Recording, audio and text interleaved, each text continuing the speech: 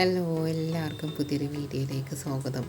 അങ്ങനെ നോമ്പും പെരുന്നാളും വിരുന്നും നോമ്പ് തുറയൊക്കെ കഴിഞ്ഞു, ആഘോഷങ്ങളൊക്കെ കഴിഞ്ഞു. ഇപ്പോൾ ഇതാ നമ്മൾ കട്ടൻ ചായയും ഓംലേറ്റും ആയിട്ട് രാവിലത്തെ പ്രഭാത ഭക്ഷണം തുടങ്ങുകയാണ്. അപ്പോൾ 2 ദിവസമായിട്ട് കട്ടനും ഓംലേറ്റൊക്കെയാണ് പ്രഭാത ഭക്ഷണമായിട്ടുള്ളത്. അപ്പോൾ ഇന്ന് സ്പെഷ്യലായിട്ട് ബ്രെയിൻ ഞാൻ ഉണ്ടാക്കുകയാണ്. ഫ്രൈ ചെയ്യുകയൊന്നുമല്ല. അപ്പോൾ ബ്രെയിൻ്റെ ഈ ഒരു വേസ്റ്റ് എടുത്ത് കളയുന്നത് ഒന്ന് തണുപ്പിച്ചിട്ടെടുത്താൽ പെട്ടെന്ന് ക്ലീനാക്കി എടുക്കാൻ പറ്റും കേട്ടോ. പിന്നെ ഇതിലേക്ക് കുഞ്ഞുള്ളിയും ഇഞ്ചിയും വെളുത്തുള്ളിയും കൂടി ചതച്ചെടുത്തത് ചേർത്ത് ഇനി 1 ടേബിൾ സ്പൂണോളം മല്ലിപ്പൊടിയാണ് ചേർത്ത് കൊടുക്കുന്നത്. പിന്നെ എരിവിന് വേണ്ടിയിട്ട് 1 ടേബിൾ സ്പൂണോളം കുരുമുളക് പൊടി ചേർക്കുന്നുണ്ട്. മുളക് പൊടിയോ പച്ചമുളകോ ഒന്നും ഇപ്പോൾ ചേർക്കുന്നില്ല. പിന്നെ കുറഞ്ഞ അളവിൽ മഞ്ഞളും ഉപ്പും ചേർത്ത് കൊടുത്തിട്ട് നന്നായിട്ട് കൈ വെച്ചിട്ട് തുരുമ്മി കൊടുക്കണം.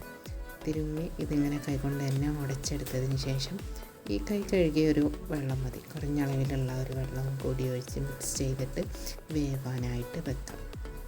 ഇത് അടിയിൽ പിടിക്കാനുള്ളൊരു ടെൻഡൻസി കൂടുതലായത് കൊണ്ടാണ് ഞാൻ നോൺ സ്റ്റിക്ക് പാത്രത്തിൽ വേവിച്ചെടുക്കുന്നത് കേട്ടോ.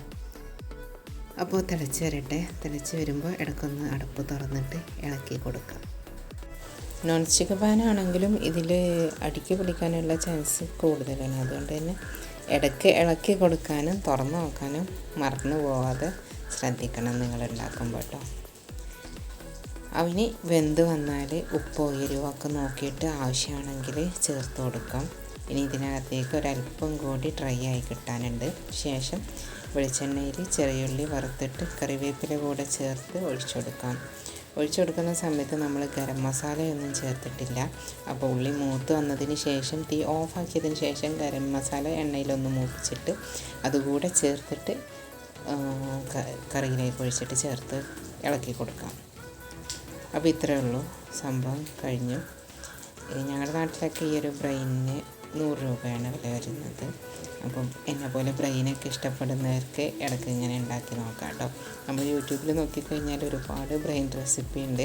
പക്ഷേ ഇവിടെ വീട്ടിൽ ഉമ്മ നാത്തൂനൊക്കെ ഇതുപോലെയാണ് ഉണ്ടാക്കാറ്. അടിപൊളി ടേസ്റ്റാണ് ഉണ്ടാക്കി കഴിഞ്ഞാൽ കേട്ടോ. അപ്പം ഞാനിതാ കുറച്ച് ബ്രെയിൻ ഫ്രൈ എടുത്തിട്ടുണ്ട്, പിന്നെ കുറച്ച് ലിവർ ഉണ്ടാക്കിയത് എടുത്തിട്ടുണ്ട്, പിന്നെ പർപ്പിൾ നിറത്തിലുള്ള ക്യാബേജാണ്. അപ്പോൾ ഇന്നത്തെ ഉച്ച ലോ കാർബായിട്ട് തന്നെയാണ് കടന്നു പോയിക്കൊണ്ടിരിക്കുന്നത്. ഇതാണ് എൻ്റെ പ്ലേറ്റ്. അപ്പോൾ ഇത്രയൊക്കെ ഉള്ളൂ. നിങ്ങൾ ട്രൈ ചെയ്ത് നോക്കൂ. ഇഷ്ടമാവുകയാണെങ്കിലും അല്ലെങ്കിലും അഭിപ്രായം എഴുതി അറിയിക്കണം കേട്ടോ. അപ്പോൾ പെരുന്നാൾ ദിവസത്തെ പഴംപൊരിയും ഊണും പുട്ടും ബിരിയാണികളും മജ്ബൂസും മന്തിയും അങ്ങനെയൊക്കെ ആയിട്ട് അത്യാവശ്യം എല്ലാ ഐറ്റംസും ആഗ്രഹത്തിൻ്റെ അപ്പുറം കഴിച്ചു കഴിഞ്ഞു. ഇനി ലോ കാർബിൽ തന്നെ നിന്ന് പോകണമെന്നാണ് ആഗ്രഹം. അതെപ്പോഴും അങ്ങനെ തന്നെയാണ് ഉണ്ടാവാറ് കേട്ടോ. പിന്നെ ചില സാഹചര്യവശാൽ പ്രത്യേകിച്ച് യാത്രയിലൊക്കെ ആയിട്ട് വിരുന്നുകളൊക്കെ ആയിട്ട് ഇതേപോലെ സ്കിപ്പ് ചെയ്യേണ്ടി വരും. അപ്പോൾ ഇങ്ങനെയൊക്കെയാണ് എൻ്റെ ഒരു ഫുഡ് രീതി ഇപ്പോൾ പോകുന്നത്. ചിലരൊക്കെ ചോദിക്കാറുണ്ട്, ചില ബന്ധുക്കൾ ചോദിക്കാറുണ്ട്, ഇപ്പോഴും ലോ കാർബ് തന്നെയാണോ, മധുരമൊന്നും കഴിക്കാറില്ല എന്നൊക്കെ. അപ്പോൾ ഇപ്പോഴും ഇങ്ങനെയൊക്കെയാണ് പോകുന്നത്. ഫുള്ളി സ്ട്രിക്റ്റായിട്ട് നിൽക്കാൻ പറ്റിയില്ലെങ്കിലും സാധാ ഒരു ഫുഡ് മെനുവിലേക്ക് അല്ലെങ്കിൽ ആ ഒരു പഴയ രീതിയിലേക്ക് മുഴുവനായിട്ട് പോയിട്ടുമില്ല. അപ്പോൾ പുതിയൊരു വീഡിയോയുമായിട്ട് കാണാം. അതുവരെ ബൈ.